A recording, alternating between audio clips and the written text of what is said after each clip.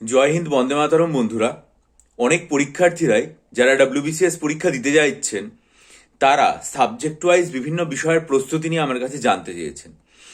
আজকে আমরা যে বিষয়টা নিয়ে আলোচনা করব সেটা হচ্ছে ইন্ডিয়ান পলিটি অথবা কনস্টিটিউশন। সেটা আমাদের প্রস্তুতি কিভাবে নেওয়া উচিত। প্রস্তুতির শুরুতেই আমাদেরকে দেখতে হবে যে এই বিষয়টা থেকে বিভিন্ন বছরগুলোতে কি ধরনের প্রশ্ন এসছে। একটা অবাক করার মতো বিষয় যে এটা থেকে কিন্তু প্রত্যেক বছর সমান সংখ্যক বা কাছাকাছি সংখ্যক প্রশ্নও আসে না। উদাহরণ হিসাবে আমি আপনাদেরকে দেব 2016 সাল, যে বছর পলিটি বা কনস্টিটিউশন থেকে 18টা প্রশ্ন এসেছিল। 2019 সাল, যে বছর পলিটি বা কনস্টিটিউশন থেকে 21টা প্রশ্ন এসেছিল। 2021 সাল, যে বছর পলিটি বা কনস্টিটিউশন থেকে 16টা প্রশ্ন এসেছিল। উল্টো দিকে দেখুন, 2014 সাল 6টা প্রশ্ন এসেছিল। 2017 সাল 7টা প্রশ্ন এসেছিল। 2012 সাল 9টা প্রশ্ন এসেছিল। আবার 2013 সালে 14টা প্রশ্ন এসছে। 2011 সালে 15টা প্রশ্ন এসছে। অর্থাৎ কোনো বছরে প্রশ্নের সংখ্যা কম থাকছে, কোনো বছরে প্রশ্নের সংখ্যা বেশি থাকছে। প্রত্যেক বছর যে সমান সংখ্যক প্রশ্ন আসবে, যে না 25টার মধ্যে একেবারে 13-14টা আসবে, এরকম কিন্তু কোনো ব্যাপার নেই। ফলস্বরূপ আমাদের যেটা করতে হবে সেটা হচ্ছে বিভিন্ন অধ্যায় যেগুলো রয়েছে সেগুলো খুব ভালোভাবে পড়ে যেতে হবে। যেমন যে অধ্যায়গুলোতে আমাদের পড়া উচিত, যেমন হচ্ছে কনস্টিটিউশন মেকিং কিভাবে তৈরি হলো, preamble, part and schedule articles, union state and territory, citizenship, fundamental right, directive principles of state policy, এবং আমাদের যে ডিউটিটা রয়েছে সেটা প্রেসিডেন্ট, ভাইস প্রেসিডেন্ট, পার্লামেন্ট, তারপর স্টেট লেজিসলেচার, তারপরে হচ্ছে চিফ মিনিস্টার, গভর্নর, তারপরে panchayat, municipality, centre state relation, emergency, amendment, তারপর সিএজি, ইউপিএসসি, ইলেকশন কমিশন। মোটামুটি এই যে জায়গাগুলো রয়েছে সেগুলো আমাদের কিন্তু খুব ভালো করে পড়তে হবে। অবশ্যই সেন্ট্রাল কাউন্সিল অফ মিনিস্টার্স যেগুলো রয়েছে সেটাও। এবার দেখুন, সব চ্যাপ্টারের ওপরেও কিন্তু গুরুত্ব সমানভাবে থাকে না।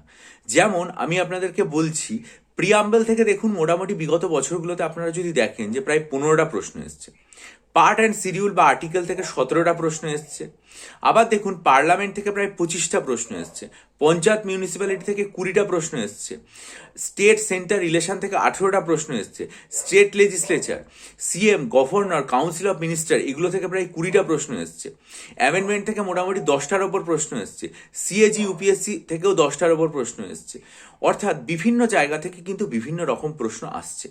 আপনাকে যদি গুরুত্বের বিচারে দেখতে হয় তাহলে আপনি ফান্ডামেন্টাল রাইট, ডিপিএসপি এবং ডিউটি এগুলো যদি দেখেন, দেখবেন প্রায় 30-এর ওপর প্রশ্ন এসছে।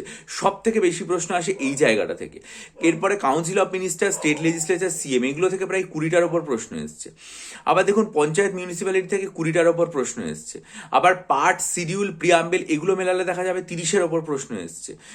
আবার আপনি যদি অল্প চ্যাপ্টার দেখেন তাহলে দেখবেন যে সিটিজেনশিপ 3টে প্রশ্ন এসছে। ঠিক আছে, অর্থাৎ এই জায়গাগুলোর ওপরে, বা ইমার্জেন্সি প্রভিশন 9টা প্রশ্ন এসছে, এই 5টা প্রশ্ন এসছে, এগুলোর ওপর অতটা গুরুত্ব দিতে হবে না।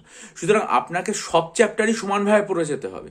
কিন্তু গুরুত্বের বিচারে যদি আপনি দেখেন তাহলে অবশ্যই আপনাকে ফান্ডামেন্টাল রাইট, ডিউটিস, ডিপিএসপি এটা পড়তে হবে। পঞ্চায়েত, মিউনিসিপ্যালিটি আপনাকে পড়তে হবে। Council of minister, vice president, president, CM, governor, legislature, state legislature এগুলো ভালো করে পড়তে হবে। কনস্টিটিউশনের প্রিয়াম্বেল অ্যান্ড মেকিং ভালো করে পড়ে যেতে হবে।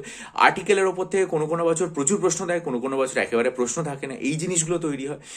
আর আপনাকে পাশাপাশি Lokayukta, Lokpal, emergency provision, CAG, UPSC এই চ্যাপ্টারগুলো দেখতে হবে।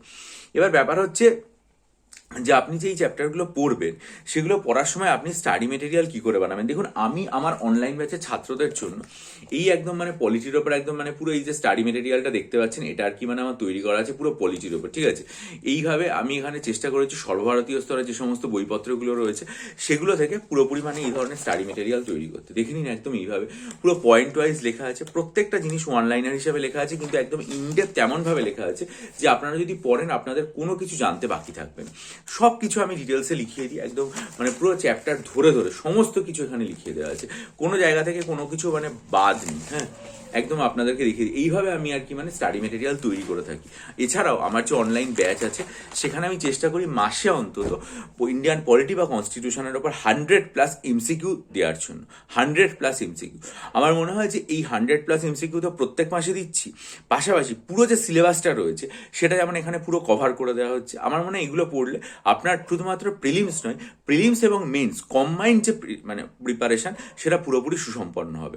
এইভাবে আমি চেষ্টা করবো আমার মানে এই ভিডিওতে এই সপ্তাহ ধরে প্রত্যেকটা সাবজেক্ট সম্পর্কে যে আমি কিভাবে পড়াই, কিভাবে প্রস্তুতি আপনারা নেবেন, কোন জায়গা থেকে নেবেন, সেগুলো পুরোপুরি আপনাদের সামনে তুলে ধরতে, তারপরে সপ্তাহের শেষে অবশ্যই আর কি মানে আমার চ্যানেলে ডেসক্রিপটিভ বাংলা ইংরেজি এবং তার সাথে প্রিলিমস মেন্স WBCS এর যে কম্বাইন্ড যে জেনারেল স্টাডিজ ব্যাচ সেটা ঘোষণা করব। আপনারা চ্যানেলের দিকে নজর রাখুন, চ্যানেলটা সাবস্ক্রাইব করে বেল আইকন প্রেস করে দিন, যাতে prelims men's combined general studies batch এবং ডেসক্রিপটিভ বাংলা ইংরেজি রাইটিং এর ব্যাচ যখন ঘোষণা করব তখন আপনারা সেটা দেখে সেটাতে যুক্ত হতে পারেন যদি আগ্রহী হয়।